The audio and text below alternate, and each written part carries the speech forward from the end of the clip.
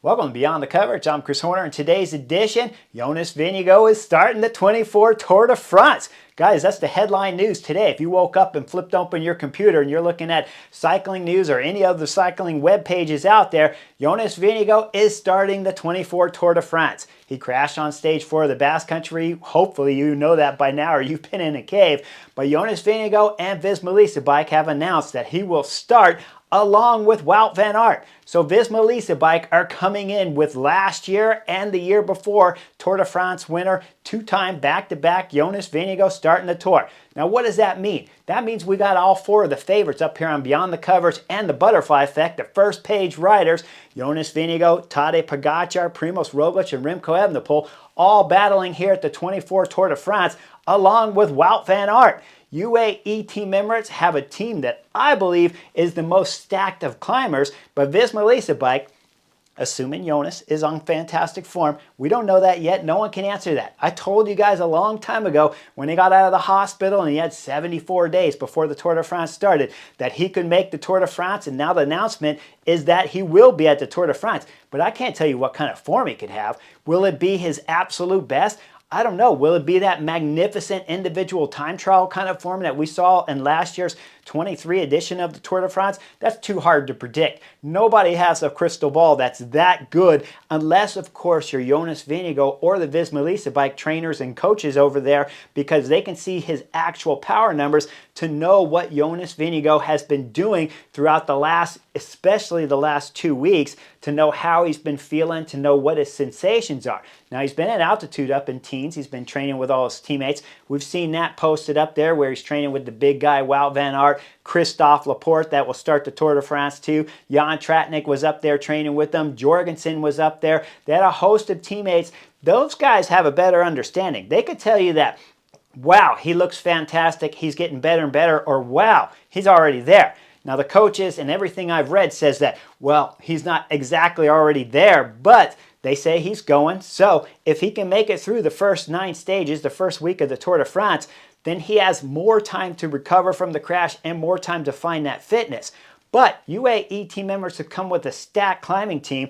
We really don't get into the big mountains, though, until after the first 9 stages. Stage 1, of course, is going to be difficult. UAE team members, as I've told you many times, they're going to want to drill it on stage 1 just to find out where Jonas is. And if the other teams are smart, like Bora Hansgrohe and Remco Evenepoel Soudal Quick-Step team, if those 2 riders have come in with top form, they'll join in with UAE team members on stage 1 and just drill it and make it what could possibly be the fastest stage 1 Tour de France we've ever witnessed in terms of pure power and effort. Speed-wise, the flat stages always are going to be faster average speeds, but in terms of pure power, if those 3 teams come into stage 1 and say, we need to get rid of Jonas Vingegaard, we need to find out exactly what his form's like, maybe all 3 teams should just team up on stage 1, drill it like crazy, and see if they can drop Jonas Vingegaard on stage 1, because if he can find that magnificent form he had in 2023, maybe there's nobody that can beat him at this year's Tour de France, even though Tadej Pogacar has dominated the whole season, winning the Giro d'Italia, winning Strade Bianche by 81 kilometers, going into Vuelta a Catalonia and winning stages left to right, taking KOM jerseys, race leaders jersey, and then coming into LBL and winning there at Liège-Bastogne-Liège, a magnificent monument victory for Tadej Pogacar. So his season has been almost flawless, minus the Milan-San Remo, a little bit of lack of team power that they had there when you're starting the Cipressa and the Poggio, coming up a little bit short there in power. But other than that, and that wasn't much of a flaw really, this has been a magnificent season for Tadej Pogacar. But if Jonas Vingegaard can come in and find that form from last year's 23 Tour de France individual time trial where he blitzed the whole field and probably pulled 7 watts per kilo. You know, that's the magnificent number. I already explained that to you in earlier videos, so go back and watch the last 2 videos of Beyond the Coverage if you want to know what I'm talking about. But that day, that individual time trial was remarkable from Jonas Vingegaard. Can he bring that form? I can't tell you. But what I can do is start to talk about some of the other riders in the Tour de France that could possibly give these top 4 favorites at the Tour de France some kind of run for the money. Because if we go back to 2020's Tour de France, since 2020 all the way into the 24 Tour de France starting here in just a few days, June 29th is stage 1. So it starts soon. But when you go back to 2020, On my list, guys, there's only 5 guys that have been able to climb with Tadej Pogačar, Primoz Roglic, and with Jonas Vingegaard. I'm going to throw Remco Evenepoel in there just because the Belgian kid has been something wonderful. So we'll throw him up there in the top 4 there too. But we know he's never done the Tour de France, so he hasn't climbed at the Tour de France with these first 3, but I'm going to give him the benefit of the doubt because he won the Vuelta a España, and he's a road world champion, he's an individual world champion, he's won monument races already, so let's just assume Remco Evenepoel, for giggles here, he can climb with the top 3 riders at the Tour de France that we've seen since 2020. We won't argue about him. Outside of him, 5 guys since 2020. Egan Bernal climbed with Primoz Roglic in 2020. He's the only one that's really done it, going hard against those guys. But, of course, he had a back problem in 2020 and then didn't finish that year's Tour de France. Tadej Pogačar went on to win that year's Tour de France after he lost time on stage 7, came back on stage 8 where he was given a little bit of time, and then came back and won stage 9. That put him back in a hunt for the general classification, and then it took the penultimate the penultimate stage individual time trial at Planche de Belfi where Tadej Pogačar won. But in that year's edition, it was really only Egan Bernal and Tadej Pogačar that could climb with Primoz Roglic. We fast forward into the 2021 season. When we start looking at those guys, it's Richard Carapaz. Richard Carapaz was the only rider that can climb with those front guys, with Jonas Vingegaard and with Tadej Pogačar. We go, of course, Primoz Roglic is always in there, but he was always getting hurt, crashing out of the Tour de France's. But we all know that he's up there because he's one of the first 3. I already said that. But when we start looking into the later seasons, when we go into 2022, it's Geraint Thomas from Team Ineos that was able to climb in the front group with those favorites. Now we start looking in last season in 2023, the guy up there who's climbing with him, I'll say it's Adam Yates. Adam Yates is a rider that was climbing with the best riders at the Tour de France, set in tempo. Yes, all those riders got dropped. We know Egan Bernal got dropped eventually. We know Geraint Thomas got dropped. We know Carapaz got dropped. We know Adam Yates dropped off. But the 5th rider, who's that? The only guy really to climb consistently with those top 3 GC favorites here at the Tour de France in 2024, his name is Sepp Kuss. I get comments all the time. They're like, guys, Chris, why do you have so much faith in Sepp Kuss? Since 2020 all the way into every one of the Grand Tours last season in 2023, Sepp Kuss was remarkable and one of the only riders throughout all those years of racing at Grand Tours at the Tour de France level where Sepp Kuss is climbing with those guys. There's nobody else. 5 riders that can climb with those top 4 riders, and like I said, Remco Evenepoel's never done it at the Tour de France, so officially it's top 3. But those 5 riders are the only ones that did it.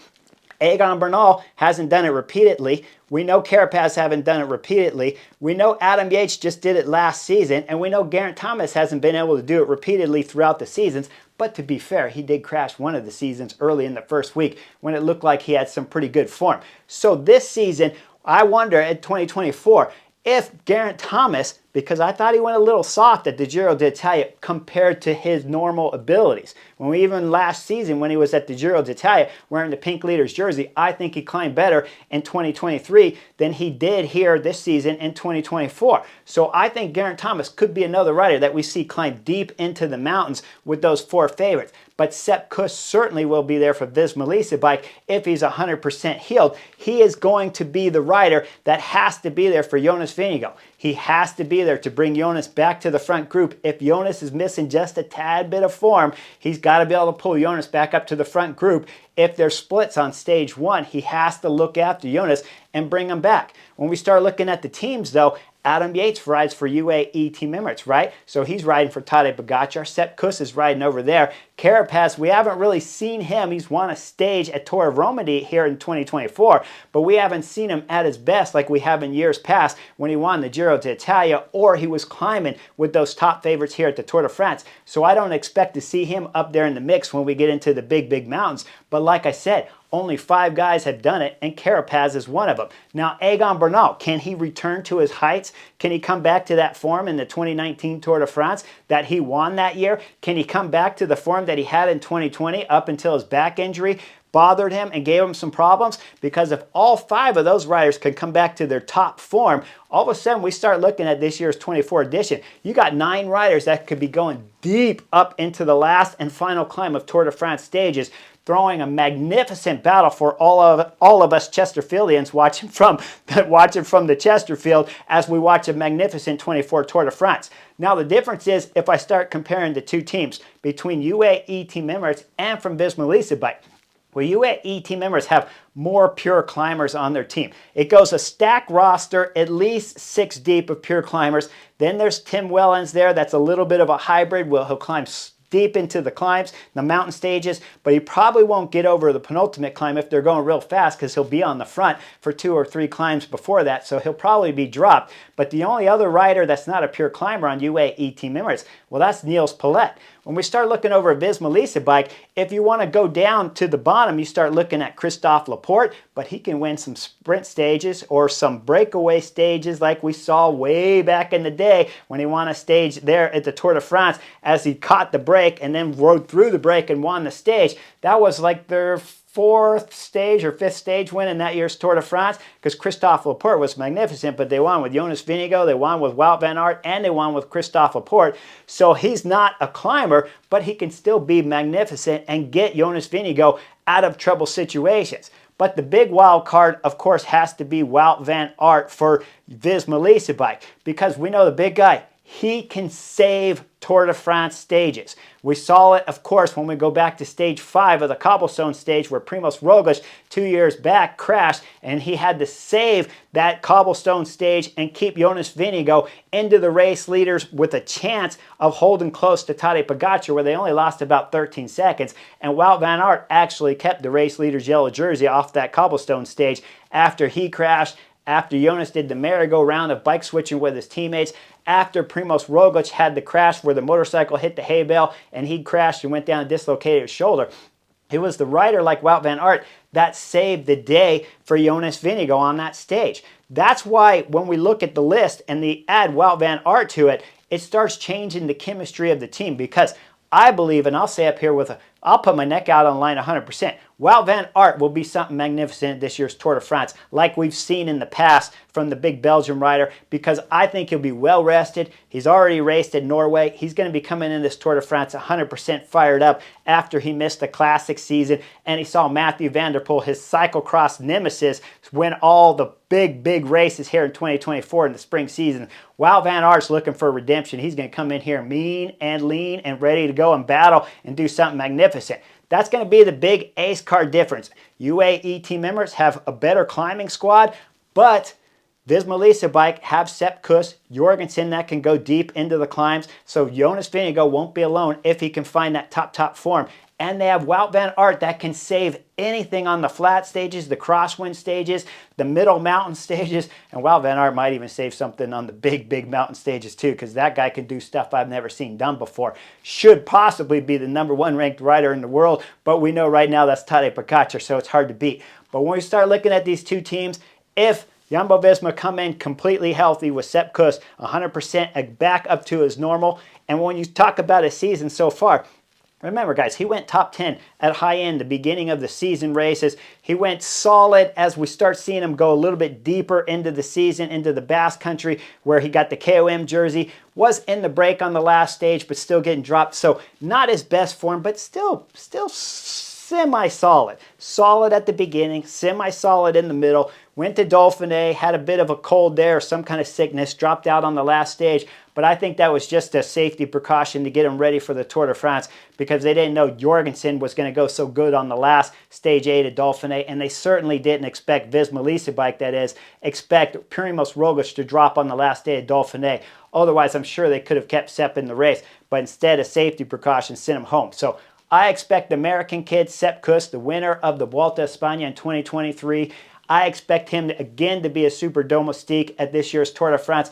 And guys, let me remind you, there's only 5 guys that have climbed with the 4 best riders in the world. Those 5 guys, out of those 5, there's only Sepp Kuss that has done it repeatedly, year after year, Grand Tour after Grand Tour, and he's done it for Visma Bikes, Jonas Vingegaard, and he did it for Primož Roglič back in the day when he was part of Jumbo-Visma too. So when we get into the 24 Tour de France, today when you woke up, I hope you got as excited as I did when you saw the news that Jonas Vingegaard and Wout van Aert from Visma Bike are starting the 24 Tour de France. Get ready. We're almost there. Tour de France starts June 29th. So make sure you hit the like and subscribe button. I'll see you guys for every stage of the Tour de France real soon.